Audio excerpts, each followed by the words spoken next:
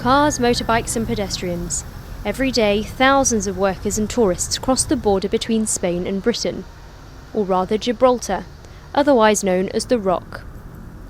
This tiny British overseas territory nestled on the southern tip of Spain is increasingly alarmed at the prospect of Britain leaving the European Union. So it's all systems go before the referendum on June 23rd. Here, everyone is convinced that the EU and its single market are essential.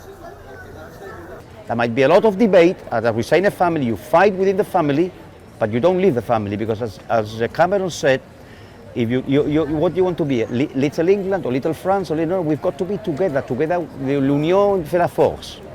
Half the size of London's smallest borough, Gibraltar depends on tourism, financial services, online gaming and shipping services. Its low tax regime has attracted investors, who also see it as a good entry point to the EU single market. As a result, its economy grew some 10% in the last financial year. Leaving the EU would change things radically. How do you change your economic model to go from being able to sell to 520 million people to sell only to 32,000 people? These are challenges which are existential to the current economic model. We would have to completely reposition our economy, and it's something that is going to be very difficult. Without the free movement of people, shops that sell alcohol and tobacco far cheaper than in Spain could lose many customers. And it's not just Gibraltar that is worried.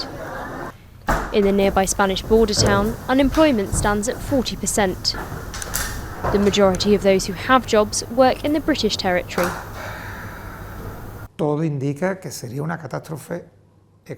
Everything points to the fact it would be an economic disaster, and I think more for us than them. They would see the living standards they enjoy now diminish, but for us it could mean the loss of lots and lots of jobs.